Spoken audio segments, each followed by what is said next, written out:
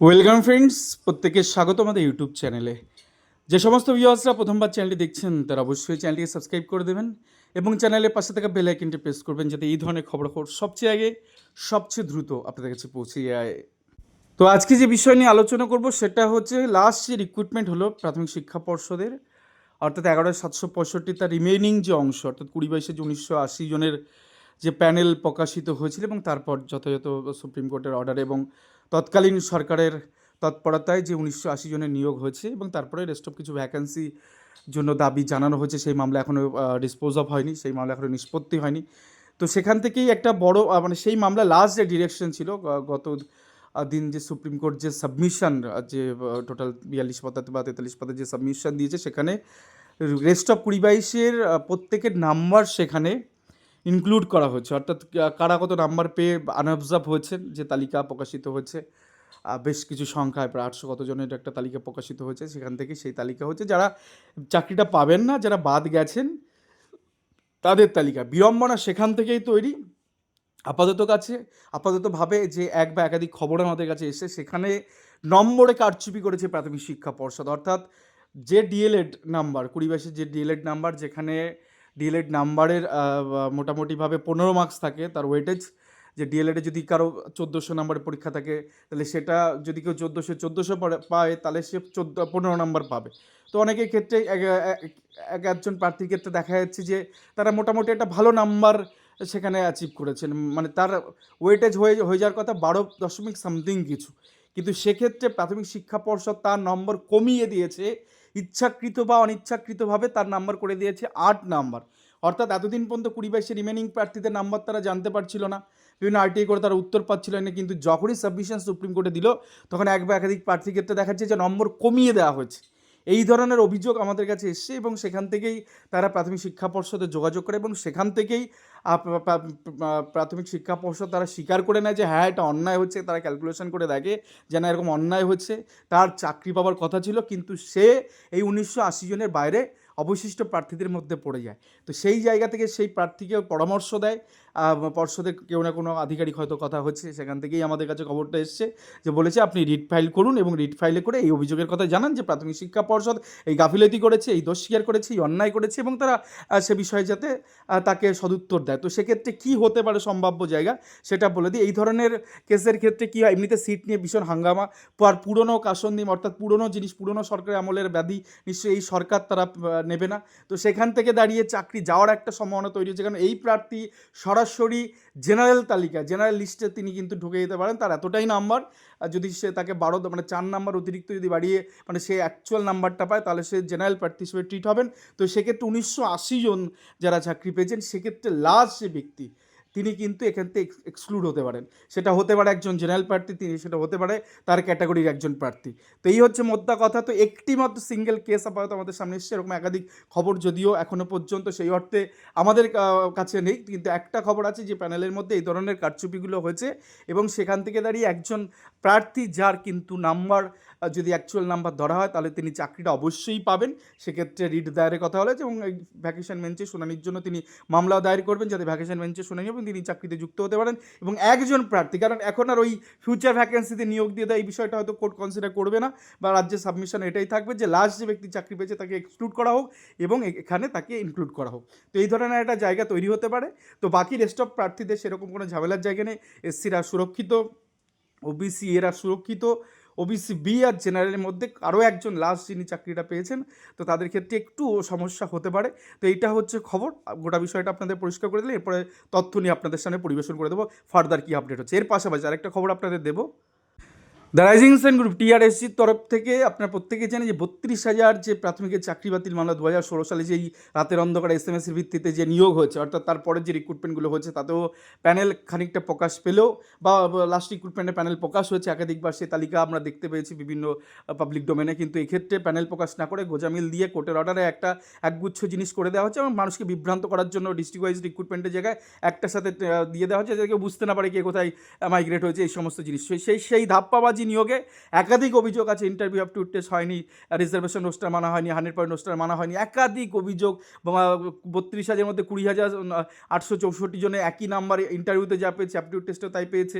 নানান রকম অভিযোগ, প্যারা টিচাররা যাদের ফ্র্যাকশনে নাম্বার আনে তাদের ফ্র্যাকশনে নাম্বার দিয়ে তাদেরকে চাকরি দেওয়া হচ্ছে। একাধিক অভিযোগে বিভিন্ন ডিপিএসসিতে ওভারসিটে নিয়োগ হচ্ছে, মানে অভিযোগের শেষ নেই। আর প্যানেলে মানে যে তালিকা বেরিয়েছে 28-11-তে সেই তালিকায় নাম নেই, অথচ চাকরি করছে। আবার টেটের লিস্টে, টেট পাসের লিস্টে নাম নেই, চাকরি করছে।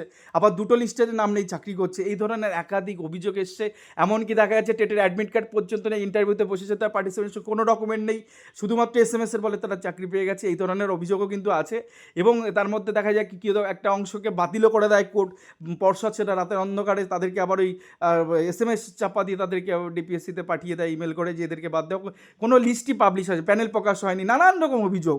তো সেই অভিযোগের ভিত্তিতে আপনারা জানেন 2014 সালের টেট থেকে হইয়া 2016 সালে পশ্চিমবঙ্গের সব থেকে বিরোধ নিয়োগ 42,950-এর 32,000 চাকরি বাতিল করে দেন জাস্টিস গাঙ্গুলি একাধিক অভিযোগে, যে SC ST OBCদের নাম্বার কাট অফ নাম্বার বেশি, জেনারেলে কাট অফ কম। তো নানা 10 পেয়ে চাকরি করছে, 20 পেয়ে 19 পেয়ে 18 পেয়ে, সব হাজারে হাজারে প্রার্থীরা, কাতারে কাতারে প্রার্থীরা তারা চাকরি পাননি।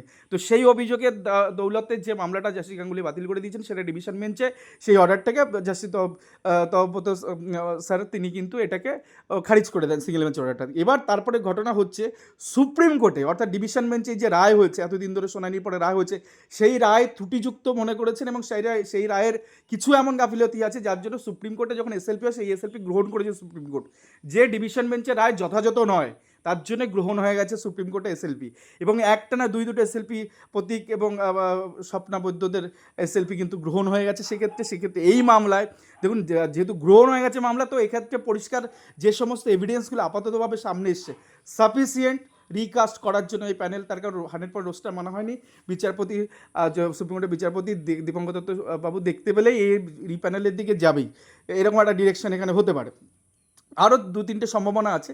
একটা ধরুন টোটাল 100% রোস্টার মেনে, টোটাল SC ST OBC যে সংরক্ষণিত মানে রিজার্ভেশন রুল মেনে একটা রিকাস্ট, যেমন উত্তরপ্রদেশের ক্ষেত্রে যেমন হচ্ছে, রিকাস্ট একটা প্যানেলে করতে পারে। তো এক্ষেত্রে এই প্যানেলের ক্ষেত্রে রিকাস্ট করতে পারে। তো সেক্ষেত্রে একটা তুমুল জায়গা খুলে যাবে, বহু সংখ্যক সংরক্ষিত প্রার্থীদের একটা জায়গা কিন্তু খুলতে পারে। এটা একটা সম্ভাবনাময় জায়গা।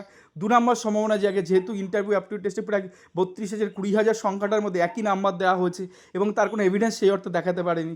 তো সেক্ষেত্রে দাঁড়িয়ে টোটালটাকে এই অভিযোগ যদি এখানে সত্যি বলে প্রমাণিত হয় এবং অ্যাপটিউড টেস্ট যেটা নিয়ে হাজারো প্রশ্ন উঠেছে সঠিকভাবে অ্যাপটিউড টেস্ট নেওয়া হয়নি, তো সেটা যদি এখানে প্রতিস্থাপিত হয় তাহলে নতুন করে আবার পুরো 42,000 এন্টার বা 32,000 এন্টায়ারটা কিন্তু নতুন করে ইন্টারভিউ অ্যাপটিউড টেস্ট হতে পারে। তো তারপরে আবার প্যানেল প্রকাশিত হতে, তারপর নিয়োগ হতে পারে। এটা একটা বিষয় হতে পারে। আর একটা হতে পারে যেটা কিনা ধরে নিন, যদি মানবিকতার খাতিরে যে ডিভিশন বেঞ্চ যেখানে গিয়ে দেখা গেল যে এদের চাকরিগুলো রেখে দিল, দুর্নীতি হয়েছে সেটা জানা সত্ত্বেও কিছু সংখ্যককে আলাদা করে দিচ্ছে, মানে একই প্যানেলের মধ্যে একটা শরীরে ক্যান্সার হয়েছে, তার এক অংশকে শরীরের মধ্যে না মিশে কোনো একটা অঙ্গ প্রত্যঙ্গকে আলাদা আলাদা করে দেওয়ার চেষ্টা ডিভিশন বেঞ্চ সেখানে করেছে। তো সেই জায়গা থেকে দেখা যাচ্ছে যে ক্যান্সার তো গোটাটাই তো ক্যান্সার হচ্ছে, ক্যান্সারে আবার কোথার থেকে কী কাটবে। তো যাই, ব্লাড ক্যান্সার সারা শরীরে ছড়িয়ে গেছে। তো বিষয়টা হচ্ছে সেখানে আলাদা করে কোনো অঙ্গ প্রত্যঙ্গকে বাদ দেওয়াটাও সেই অর্থে কতটা যথাযথ সেটা সুপ্রিম কোর্ট বিচার করবে। তো সেই জায়গা থেকে হতে পারে এমনটাও যে মানবিকতার খাতিরে যেমন ডিভিশন বেঞ্চ চাকরিটা বাঁচিয়ে দিয়েছে, 32 দিন ধরে সার্ভিস করছে, 9-10 বছর হয়ে গেল, তারা কোথায় যাবে, তাদের সংসার আছে, তাদের ফ্যামিলি আছে। বঞ্চিতদের সংসার নেই, তাদের ফ্যামিলি নেই, তারা এখনও রাস্তায় আস্তে করে পড়ে থাকবে, সারা জীবন মামলা করবে, মামলা মোকদ্দমা টিউশন করে তার 90% টাকা মামলায় দিয়ে দেবে, তাদের কথা কেউ চিন্তা করবে না।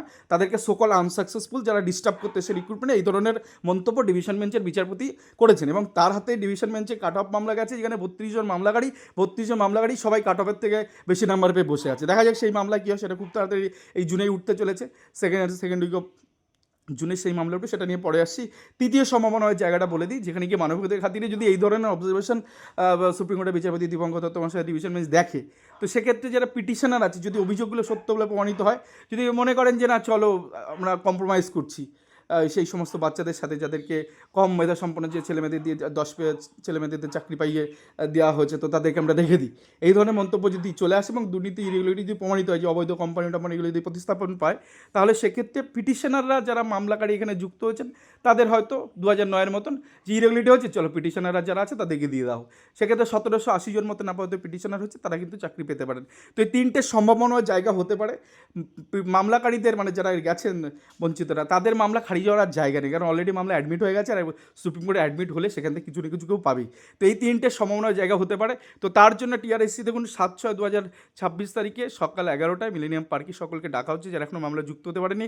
এই রাকেশ মণ্ডল, অলোক দেবনাথ, মৌসুম হালদারের নাম্বারগুলো আছে, প্রত্যেকে টিআরএসসির একটা না একটা পদাধিকারী, তাদের সাথে যোগাযোগ করে নেবেন এই মামলা সম্পর্কে। সরাসরি 7ই জুন বেলা 11টা মিলেনিয়াম পার্কে কলকাতা বিবাদী বিভাগের কাছে এখানে চলে আসবেন। এখানে কিন্তু ফাইলিং হবে সুপ্রিম কোর্টের জন্য ভর্তি মামলা যুক্ত হওয়ার জন্য। ধন্যবাদ।